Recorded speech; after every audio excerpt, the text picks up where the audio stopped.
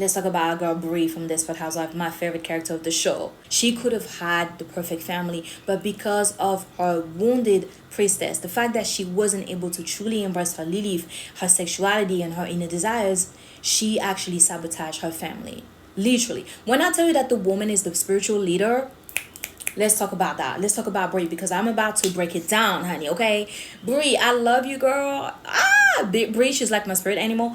But Brie, her issue here is that she wasn't able to truly express her emotions. And because she wasn't able to truly express her emotions, she turned out to be a OCD and a control freak. So she looked super poised on the outside, beautiful, girly, elegant. But on the inside, she was so masculine. So much so that her family actually had to run away from her. She also lost her husband in the process because she ended up manifesting the craziest guy, a pharmacist that also had repressed sexual energy because he kept on being rejected by women on a sexual level and wanted our girl Brie so bad that he ended up actually killing her husband, Rex, which was, by the way, her perfect match. Rex was her perfect match. Let's talk about Rex and when he actually cheated on her because that was the whole plot here. That was the whole problem. That's when she started stepping out in her marriage and dating other men.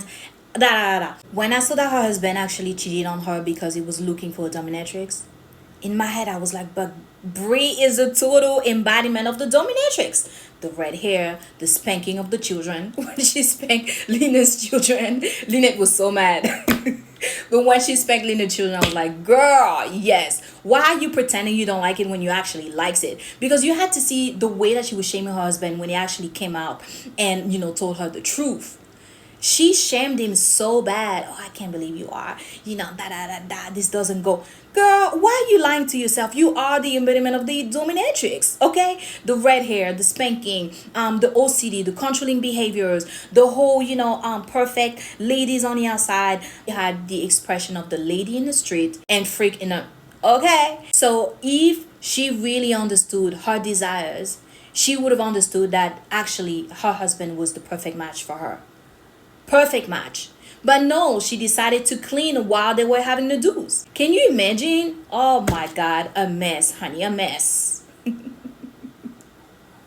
What Rex wanted to do was to express his sexual desires, which was actually an attribute that she originally carried because she put herself in that box due to the way that she grew up. Her mom died at a very young age. She was searching for validation from her stepmom, which is, when you see her stepmom, she's very much the epitome of Brie, the very controlling woman that also has a very huge impact on her husband, which is Brie's dad. You can see as well that whenever she tells her parents that her son Andrew is gay, that her parents are like, okay, no, we don't want him anymore.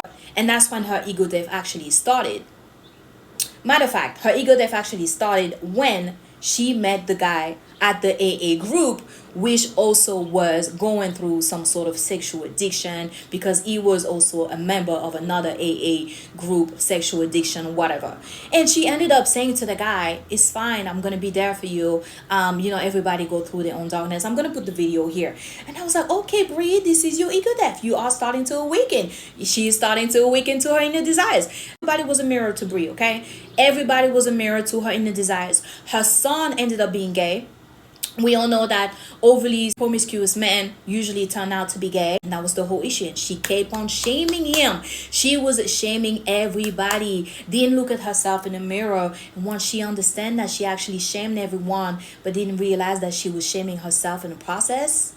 That's when she awakened. She ended up abandoning her son because her son was also revengeful, making her pay for all of those years of, shame, revengeful and resentful behavior. Her son was her biggest karma, and so was her daughter. Her daughter actually ran away with a criminal. And the criminal was a black guy, and she also was overly promiscuous, which was the energy of her mother, okay? Because her mother had a criminal side to her. She was overly super happy when the pharmacist guy offered her a gun as a romantic gift. She was super happy, and I was like, girl, you got a little gangster in you, okay? I love Brie. But Brie, the only issue with her is that she didn't know how to tap into her Lilith because of her religious background. And so she shamed everybody in the process. She lost everybody that she loved, creating generational trauma as well along the way. But it took her so long for her to actually awaken. She had to really go through many different partners, losing her husband in the process, abandoning her son, and losing her daughter because her daughter had enough of her crazy mom. And the spiritual meaning behind it is so profound that this spirit guide was the lady that actually died at the beginning. I forgot her name. Was the one that was really awakening everybody in the neighborhood. Okay, but let's go back to Brie. I want to talk about everybody. I love this for Housewife. I've been binging this for Housewife and I just can't get enough. So trust me, I'm going to be talking about everybody on this for Housewife, but I needed to talk about my favorite character. Okay, I had to talk about a girl, Brie. Nevertheless, just the minute that Susan went to her house with her daughter, that's when everything went down. She had the birthday party for her daughter. She wanted to have a rebirth, and that's why she was so crazy about like the icing on the cake and everything. And not everybody actually saw her for who she truly was. Okay, she checked herself at the mental institute, y'all.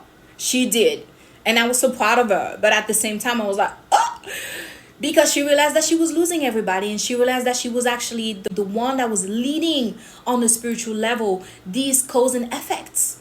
She actually realized, okay, I'm actually the problem here. I am the problem.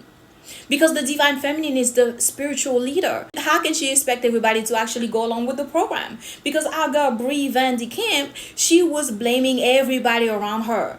Everybody had to be ashamed that she was the perfect girl. She was, the one that didn't have no issue. Oh my gosh. I can't wait to see what's going to happen next. I'm going to be making more content about this because I am truly passionate about this show right now. I can't wait to say more. I don't know what you think about Brie on Desperate Housewives, because to me, that was my definition of her character. And that truly really broke my heart when I saw that she was just sabotaging everything, just losing everybody in the process, and because she wasn't able to truly embrace her Lilith. And that's what happened when you don't explore your inner desires. They become a reflection of you, and you think that everybody's a problem when it's actually you are the problem. But y'all, I'm running out of time. I have so much to say about Brie, and I have so much to talk about when it comes to Desperate Housewife on your roll. Desperate Housewife is literally different archetypes of the divine feminine energies. And I can't wait to talk more about this. Let me know who's your favorite character on the show. Me is Brie. I also have a couple of more favorites. I'm going to be talking about my second favorite on this. So please make sure you follow and engage in comments so that we can, chit chat about the show. All right. Bye.